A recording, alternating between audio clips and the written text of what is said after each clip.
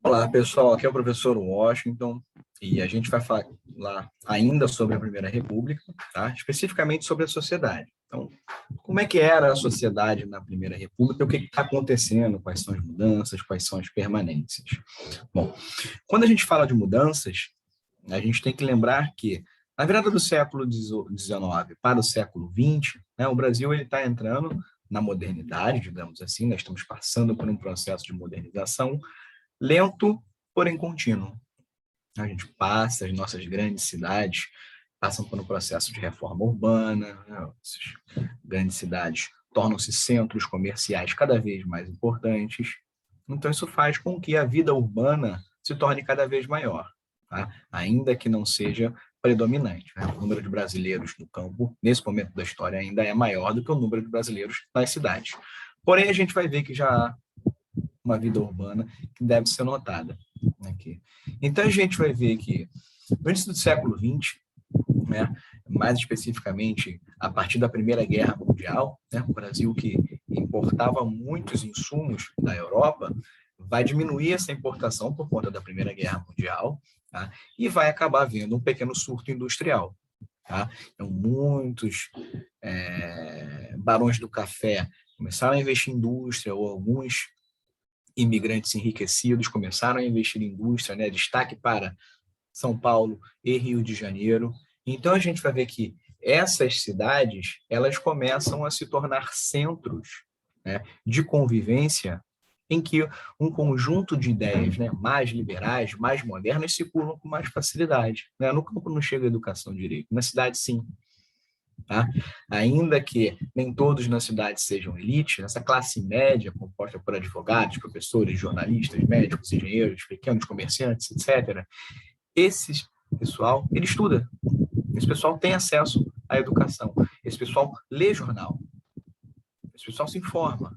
Então, esse mesmo conjunto de cidadãos começa cada vez mais a exigir também que a própria política mude, né? Já que essa é uma política que favorece apenas as grandes oligarquias. Tá bom? Então, nesses indivíduos, começa a nascer uma crítica com relação à corrupção, uma crítica com relação a como o Estado funciona, para quem ele funciona. Tá? Então, nós vemos que há um grande empresariado, né? Burguesia industrial, mas aos grandes comerciantes também, banqueiros. Tá? Nós temos ali no meio a classe média, tá? E nós temos lá embaixo os operários, né? O proletariado ou operariado. Tá? Esses trabalhadores fabris, né? Os trabalhadores do pequeno comércio também, são em sua maioria imigrantes. Tá? A gente vê que sim, também a população afrodescendente também está ali, né, inserida nesse contexto, tá? Porém em profissões mais marginalizadas do ponto de vista da sociedade. Né? Então, trabalhando com serviços relacionados ao comércio, ou serviços, né, mais pesados, enquanto muitos desses imigrantes vão preferencialmente para as grandes fábricas. Né? E esses imigrantes que estão chegando no Brasil, né, continuam chegando ao Brasil até a década de 1930, eles chegam da Europa já com uma forma de organização diferente. Né? A mentalidade imigrante ela favorece a união entre esses mesmos grupos, né? Já que estão indo para um país diferente. Para além disso, esses mesmos imigrantes, né, operários, eles já têm uma experiência de luta de classes antes. Né? Então, esse choque entre capital e trabalho, entre burguesia e proletariado, eles já conhecem isso. A Europa já passou por isso.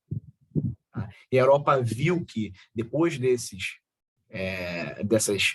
atuações do movimento sindical, né, em parte, a vida do trabalhador melhorou. Né? Algumas leis trabalhistas saíram, enfim, o conjunto de condições de trabalho melhora progressivamente, né? Ainda que não seja uma maravilha, melhora progressivamente. Enquanto isso, no Brasil é o oposto. A gente vê que as condições de trabalho no Brasil são muito ruins. Né? Então, a gente vê que um trabalhador brasileiro da década de 1910, da década de 1920, ele trabalha sob condições muito parecidas com o trabalhador inglês do fim do século XVIII, início do século XIX. Tá? Então, a gente está falando assim, de 10, 12, 13 horas de trabalho por dia, 7 dias por semana, né? Um local de trabalho insalubre, trabalho feminino, trabalho infantil. Não tem, com exceção de um estado ou outro, uma lei que o ampare. não há nenhum tipo de previdência ou seguridade social, então a condição do trabalhador é muito precária. Aí esses sujeitos, eles vêm da Europa e trazem consigo essa experiência de confronto. Tá? A gente vai ver que há um grupo que pode se dividir, né, entre de esquerdas e outros mais conservadores. O grupo de esquerda pode se dividir em duas grandes correntes. Tá? A corrente majoritária, inicialmente, foi o anarcossindicalismo. A gente vai falar aqui direitinho. Os socialistas, em geral, eles são adeptos da teoria do Marx. Tá? Então, são adeptos da Revolução do Proletário, da tomada dos meios de produção pelo esse mesmo proletário, e, a partir daí, a imposição do comunismo. Né? O comunismo é uma sociedade sem classes como meta final. Tá? Era uma corrente minoritária até a década de 1920. A gente tem que lembrar internacionalmente o que está acontecendo. Em 1917, a Rússia passa por uma revolução socialista. Né? Quem olha de fora sabe que não está uma maravilha. A gente que estuda, né, sabe que não está uma maravilha, mas quem olha de longe tem um exemplo de um país que fez a Revolução Socialista e está se mantendo, pelo menos por enquanto. Então, muitos dos indivíduos, por exemplo, que eram anarquistas, eles migram para o socialismo porque vem na União Soviética um exemplo de que pode dar certo a coisa. Ninguém apostava as fichas na Rússia, bancar uma revolução socialista. No entanto, foi lá. Então, muita gente se animou para talvez esse seja o caminho, né? O caminho seja a ditadura do proletário, passando pela ditadura do proletariado. Então, na década de 1920, a gente vê em 1922 a fundação do Partido Comunista Brasileiro, tá? E começa a agregar uma corrente, um conjunto, um número de indivíduos cada vez maior, tá? Principalmente do movimento operário. Tá? Os anarcossindicalistas, eles eram maioria até a década de 1920, né? Até a ascensão da União Soviética. Então, esses sujeitos, né, eles negam qualquer tipo de hierarquia social, né? Negam a propriedade privada, tá? Assim como socialistas e comunistas, negam o Estado. Só que o que é a grande diferença desses indivíduos? Né? A ação direta, então, primeiro, agir para derrubar o Estado. Tá? Aqui, como são anarcossindicalistas, eles não são terroristas, então não fazem ataques, não explodem, né? Mas eles agem direto no sentido do confronto, de fazer a greve, né? Do boicotar, do não votar, né? Enfim, fazer ações que possam, de alguma forma, dificultar a ação do Estado burguês, na concepção deles. Tá? Eles são contrários à organização partidária, né? Que para eles partido parte, né? Divide. Tá? E eles são, em geral, libertários. Então, o que esses sujeitos defendem? Eles defendem o fim do capitalismo e a chegada em uma sociedade anarquista, que é uma sociedade muito parecida com a comunista, ou seja, uma sociedade sem classes, tá? Em que não haja propriedade privada, toda propriedade seria comunitária, tá? Coletiva, e que a riqueza pudesse ser dividida entre aqueles que produzem, tá? Entre todos. Então, a gente vai ver que esses movimentos eles vão fazer com que haja, por parte dos governos das grandes cidades, né, especialmente Rio de Janeiro, São Paulo, uma certa perseguição, né, inclusive muito forte. A gente vai ver que, por exemplo, a greve geral de 1917, ela nasce em São Paulo depois que um operário é assassinado. Então, começa ali em São Paulo, mas ela se espalha para outros lugares do Brasil, justamente porque há entre esses indivíduos, né, uma ligação. Né? Eles se comunicam por meio de jornais, por meio de panfletos, né, por meio de congressos. Então, essa greve se espalha. A partir daí, esses mesmos operários começam a chamar a atenção do poder público. Né? Eles começam a ser personagens a serem considerados dentro do cenário político brasileiro, enquanto atores brasileiros. Tá? Isso a gente vê nas cidades. Como é que a gente vê o campo no Brasil? Tá?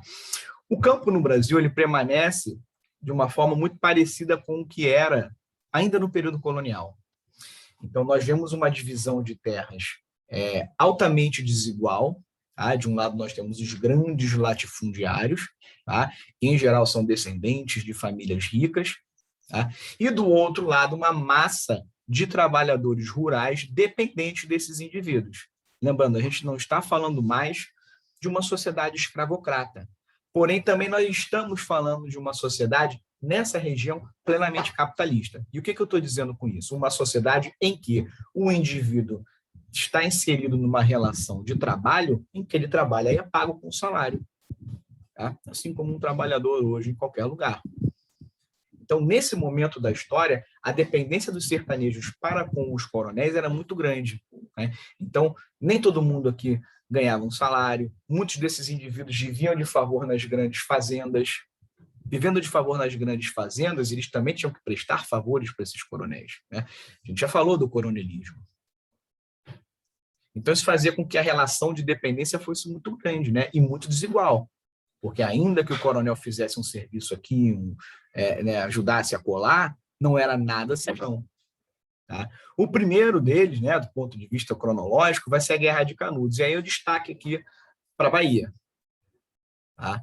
Então, a situação, o pano de fundo é muito parecido com o que vai acontecer em outros lugares do Brasil. Nós estamos falando de uma profunda miséria e de uma exclusão social desse sertanejo. É um sujeito que não tem acesso à terra, né? Ele não tem autonomia do ponto de vista político e econômico, né? Então vive independência.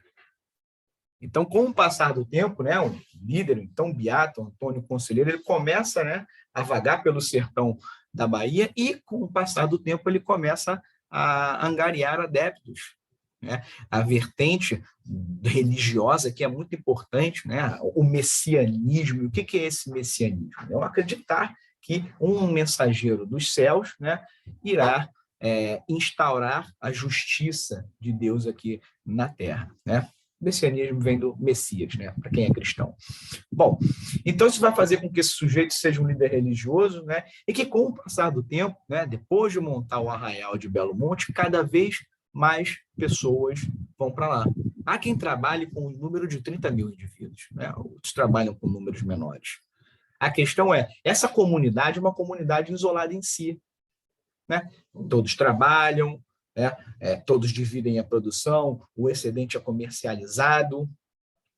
Tá? Então, é uma comunidade, abre aspas, autônoma. Tá? E ela começa a chamar a atenção e a incomodar a igreja, por quê? O Antônio Conselheiro, né, não é um líder religioso do ponto de vista formal da Igreja Católica, né? Não foi investido de poder pela Igreja Católica. No entanto, ele consegue angariar muitos seguidores com o discurso religioso. Tá? Os coronéis também não gostam, porque perdem muitos dos seus empregados, né, de pessoas dependentes que simplesmente saem da fazenda e vão para lá, viver uma vida, né, um pouco melhor. Assusta o governo federal, por quê?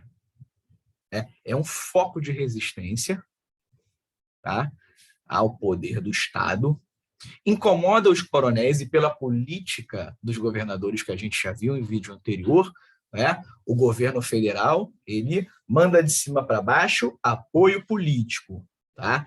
E de baixo para cima a gente manda voto. Então, se o coronel aqui no município, seja ele qual for, tiver precisando de alguma coisa, ele manda reclamar, ele sobe a reclamação para o presidente de estado, que era o governador, tá? Que sobe a reclamação para o governo federal e que tem que descer com apoio. O governo federal desce com apoio. Tá? Então, a gente vai ver que depois de alguns confrontos locais, o governo federal envia as suas tropas. Tá? As 3 primeiras expedições resultaram num fracasso para o governo federal e, posterior, humilhação. Tá? Então, vai ser a partir disso, né, então, que o governo federal monta uma 4ª expedição e envia para lá.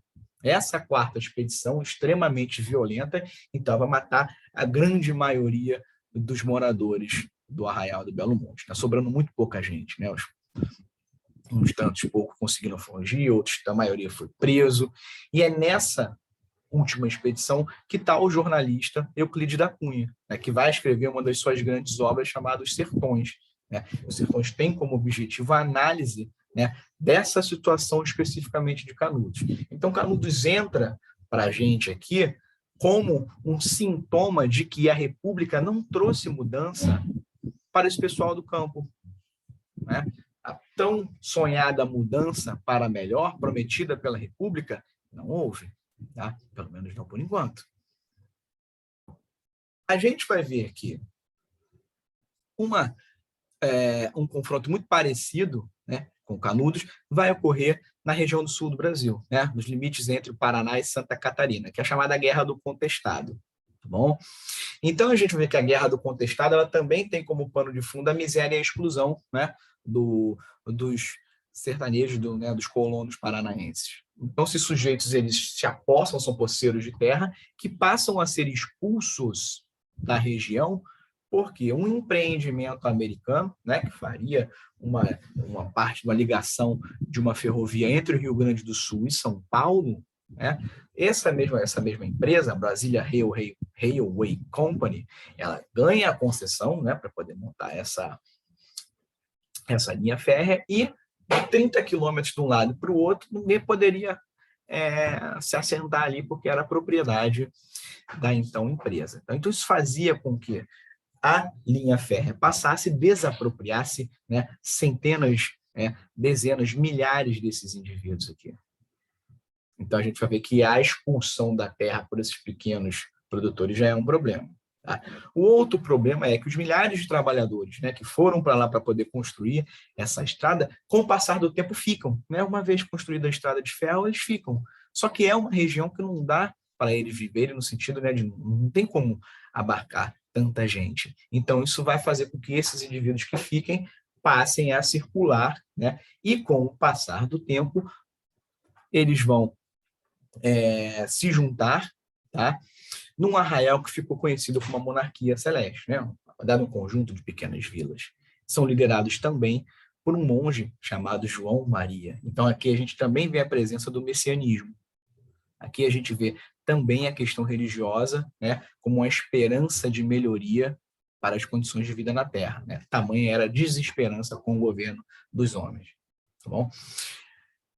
Olhando para Canudos, a gente vai ver que o governo federal agora já não perde muito tempo. Então, já envia uma tropa muito forte, né, e junto com o apoio local, massacram a população. Então, a gente vai ver que entre 1912 e 1916, vários confrontos ocorreram, tá? E há quem trabalhe com um número aí de algo em torno de 20 mil indivíduos assassinados. Tá? Então, vai demorar tanto tempo, por quê? Porque muitos desses grupos, eles ficavam, né, para lá e para cá, eles eram migrantes, então é uma região que muitas vezes era de difícil acesso, né, para tropas, né, mas um maquinário mais pesado. Mas, no fim das contas, a gente vai ver que esse conjunto de indivíduos, tá, foi sufocado. E a região que era contestada, que era disputada entre Paraná e Santa Catarina, fica para a região de Santa Catarina. Tá? Hoje é o oeste catarinense. Por fim, a gente vai ver aqui, né, dessas revoltas do campo, nós vemos o cangaço. Tá? Então, o cangaço ele também nasce de uma situação de exclusão e miséria social, tá? Também aqui na região Nordeste. Então, a gente vai ver que há quem defenda a tese de que esses indivíduos eram criminosos puros e simples, e há quem defenda a tese também do banditismo social, ou seja, eles eram criminosos quase que como uma resposta, né, para a situação de miséria em que viviam. Então, a gente vai ver que esses grupos aqui, eles se batem contra os coronéis locais, né, que ficam aqui na região, quase toda a região do Nordeste, né, sertão nordestino, e aqui e acolá se batem com os coronéis. Tá? Em geral, tem apoio da população local, né? A gente vê que a figura de Lampião, de Maria Bonita, entre outros cangaceiros ainda né, muito presente na cultura nordestina, tá? Mas a gente vai ver que as práticas deles eram também muito violentas, tá? No sentido de que invadiam casa, promoviam violência, enfim, saqueavam, etc. Tá? Então, daí essa leitura dupla, né? Que há quem lê como heróis defensores, né, da população oprimida, e há quem lê esses sujeitos como criminosos puro e simples. Tá bom? Com isso, a gente termina aqui as revoltas no campo, tá? Já vamos falar das revoltas nas cidades.